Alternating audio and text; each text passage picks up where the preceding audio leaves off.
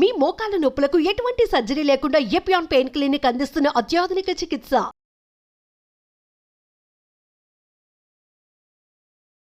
Hello madam, నమస్తే. నమస్తే అండి.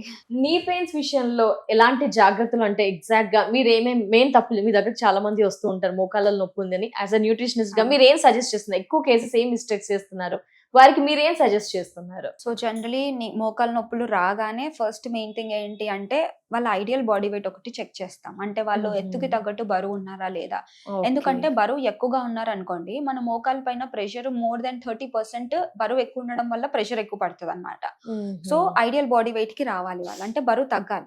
Over weight that is one thing. అంటే ఆల్మోస్ట్ ఆల్ 30% పెయిన్ అనేది మీకు తగ్గుతుంది బరువు తగ్గారు అనుకోండి. అండ్ నెక్స్ట్ ఇంపార్టెంట్ థింగ్ వచ్చేసి వాళ్ళ దాంట్లో ఏమైనా డెఫిషియన్సీస్ ఉన్నాయా చెక్ చేసుకోవాలి. అంటే స్పెషల్లీ ఉమెన్ చూసుకున్నట్టు అయితే వాళ్ళ డెఫిషియన్సీస్ అనేవి ఎక్కువగా ఉంటాయి. స్పెషల్లీ కాల్షియం కానివ్వచ్చు, ఐరన్ కానివ్వచ్చు, ఈ మళ్ళీ మజిల్ కి కావాల్సిన ప్రాపర్ ప్రోటీన్ తీసుకోకపోవడం, ఇలాంటి కండిషన్స్ అన్ని ఉంటాయి. అండ్ ఇవి ఏంటి అంటే బోన్ కి ఇంపార్టెంట్. 2 బోన్స్ కి మధ్యలో ఉండేదాన్ని జాయింట్ అంటాము. ఈ జాయింట్ మధ్యలో కార్టిలేజ్ ఇంకా సైనోవియల్ ఫ్లూయిడ్ అని ఉంటది అనమాట. సో ఈ సైనోవియల్ ఫ్లూయిడ్ ఇంకా మనకి కార్టిలేజ్ ఏజ్ పెరుగుతున్న కొద్దీ థిన్ అయ్యే ఛాన్సెస్ ఉంటుంది.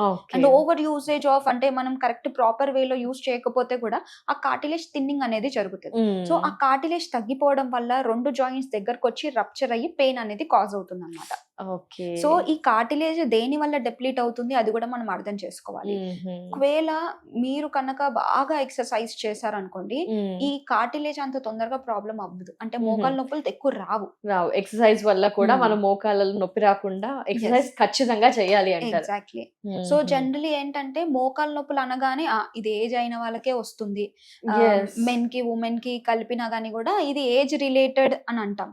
బట్ ఏజ్ కన్నా ఎక్కువగా మీరు ఫిజికల్ యాక్టివిటీ చేయకపోతే ఎక్కువ ప్రాబ్లమ్స్ వస్తాయి.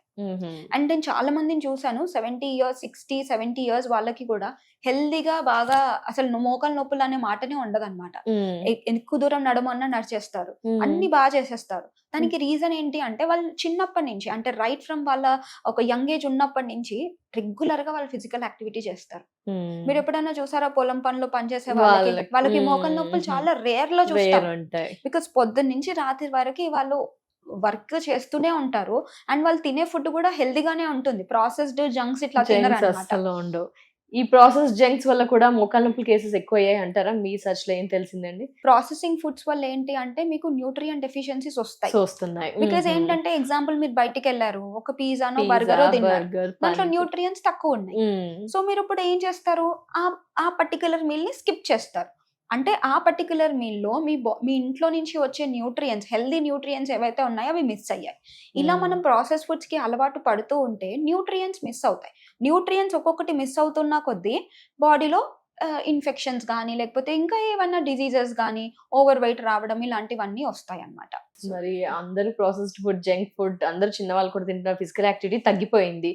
సో ఇవి మేము చేయలేకపోతున్నాం కదా, మా డైట్ లో మేమైనా ఈ మోకాలకు సంబంధించి బెస్ట్ ఫుడ్స్ యాడ్ చేసుకుంటాము, ఈ పరంగా మేము కాన్షియస్ గా ఉంటామంటే ఏం చెప్తారు? ఏం తీసుకుంటే బెస్ట్ అంటారు? మోకాళ్ళ అరుగుదల కానీ గుజ్జు పెరగడానికి కానీ ఏం చెప్తారు బెస్ట్ ఫుడ్స్? సో ఒకటి ప్రోటీన్ అండి. వితౌట్ ప్రోటీన్ మనకి కార్టిలేజ్ కానీ బోన్స్ కానీ ప్రతి ఒక్క సెల్ కరెక్ట్ గా వర్క్ అవ్వదు. సో ప్రోటీన్సే మన బాడీలో డైట్ లో మిస్ అవుతుంది. 3 times ఉండాలి అంటారా ప్రోటీన్? ప్రోటీన్ ఓవరాల్ గా మనం క్యాలిక్యులేట్ చేసుకుంటే ప్రతి ఒక్క కేజీకి 1 గ్రామ్ చొప్పున ఉండాలి. అంటే సపోజ్ మీరు ఒక 60 kgs ఉన్నారనుకోండి, 60 గ్రాముల ప్రోటీన్ మనం రోజు ఇవ్వాలి, రోజు కన్స్యూమ్ చేయాలి. ఎగ్జాక్ట్లీ. అండ్ హోల్ డే కి సంబంధించి అండ్ ఏమనుకుంటాము, ఓకే నేను ఈ రోజు ఎక్కువ ప్రోటీన్ 60 కదా, నేను 100 గ్రాముల ప్రోటీన్ తిన్నాను, నెక్స్ట్ డే నేను యూటిలైజ్ చేసుకుంటానంటే కాదు. ఏ రోజుకి ఆ రోజు ప్రోటీన్ ఖాళీ అయిపోతుంది. నెక్స్ట్ డేకి ఇట్ ఈస్ ఓకే, మళ్ళీ కొత్తగా ఇవ్వాలన్నమాట. సో అలా ప్రతి డే ఒక్కొక్క మనిషి వెయిట్ కి బేస్ చేసుకొని వాళ్ళ బాడీకి ప్రోటీన్ రిక్వైర్మెంట్ అనేది ఖచ్చితంగా ఇవ్వాలి. సో 9 ఎసెన్షియల్ అమినో ఆసిడ్స్ ఉండాలి. సో ప్రోటీన్ రిచ్ ఐటమ్స్ ఏంటి, కావాలంటే నాన్ వెజ్ ఇంక్లూడ్ చేసుకోవచ్చు. మోకాళ్ళలో గుజ్జు పెరగాలంటే మీరు ఎక్కువగా సీ ఫుడ్ ని తీసుకోవచ్చు. షెల్ ఫిషెస్ అంటాం కదా, క్రాబ్స్ కానీ పీతలు, రొయ్యలు ఇలాంటివి మనం తీసుకోవచ్చు.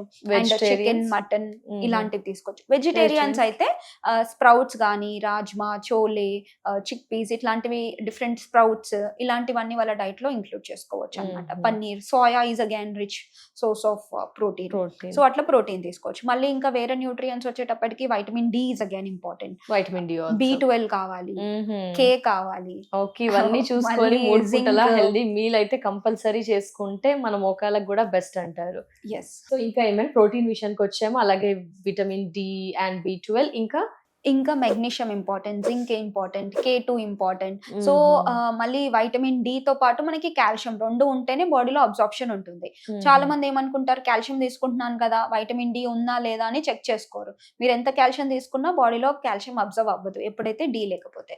సో ఇలా ప్రతి ఒక్క న్యూట్రియంట్ ఇంపార్టెంట్. ఒక పర్టికులర్ పర్సన్ ఒక ఏజ్ కి వచ్చిన తర్వాత కంపల్సరీ వాళ్ళ బ్లడ్ టెస్ట్ అనేవి రెగ్యులర్ గా చేయించుకోవాలన్నమాట.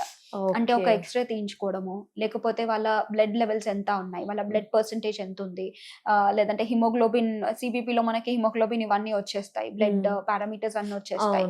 మళ్ళీ వైటమిన్ డి ఎంత ఉంది, B12 ఎంత ఉంది, కాల్షియం ఎంత ఉంది, ఇవి చెక్ చేయించుకొని దాన్ని బట్టి మనం మెనూ ప్రిపేర్ చేసుకోవాల్సిందండి డేస్ లో చూసుకుంటే. సో మీరు వచ్చిన క్లయింట్స్ కి కూడా ఇలాగే సజెస్ట్ చేస్తూ ఉంటారు కదా. ఎస్. ఇంకా ఎక్సర్సైజ్ ఎంత వరకు మీరు సజెస్ట్ చేస్తారు? అంటే ఫుడ్ డే ఫోకస్ చేస్తాము, ఓకే ఎక్సర్సైజ్ చేయమంటే సరిపోతుందంటారా, ఎక్సర్సైజ్ చేయాల్సిందేనంటారా? సో ఇందాక నేను చెప్పినట్టు, స్టార్టింగ్ లో చెప్పినట్టు, ఎక్సర్సైజ్ చేయకపోవడం వల్ల మీకు మోకాళ్ళ నొప్పులు వచ్చాయి. Most of the cases exercise చేయకపోవడం వల్ల వచ్చాయి.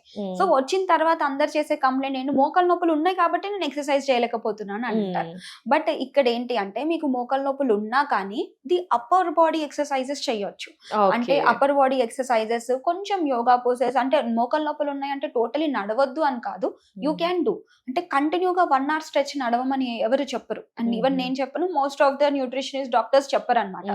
ఒక 10 minutes నడిచి కూర్చోండి.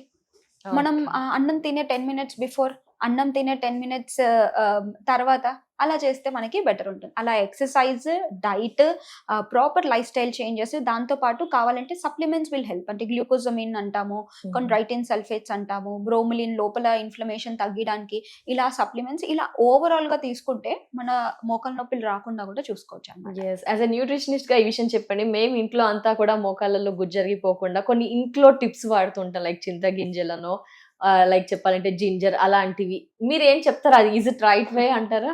ఆ గింజలు తినగానే మనకి పెరుగుతుందంటే మోస్ట్ ఆఫ్ ద కేసెస్ ఎవరికి మోకాళ్ళ నొప్పులు మీ దగ్గరికి రారేమో. ఫస్ట్ ఆఫ్ ఆల్ నా దగ్గర రాకపోయినా పర్వాలేదు, దట్ ఈస్ ఓకే, బికాస్ వాళ్ళ ప్రాబ్లం అనేది సాల్వ్ అయ్యింది అనుకోండి, that is well and good. But అది జస్ట్ మిత్ అండి, టోటలీ. చాలా మంది ఫాలో అవుతున్నాం కదా, రిలాక్సేషన్ ఏమైనా అనిపిస్తుంది అని అలా ఫాలో అవుతున్నారంటారా? కొంచెం maybe very percentage, very less percentage మనకి ఏమన్నా కాజ్ రావచ్చు. బట్ ఇది తీసుకుంటున్నాను కదా అని మిగతా లైఫ్ స్టైల్ చేంజెస్ ఏమీ చేసుకోకపోతే then definitely it will be a problem for you. Yes. Final గా అయితే ఎక్సర్సైజ్ అండ్ మంచి బ్యాలెన్స్డ్ మీల్ డైట్ తీసుకుంటేనే ఈ మోకాళ్ళ నొప్పులు దరిచేరు. ఎక్సర్సైజ్ కూడా ఫస్ట్ ప్రయారిటీ అంటారు. Yes. Thank you so much అండి. నమస్తే. వెల్కమ్.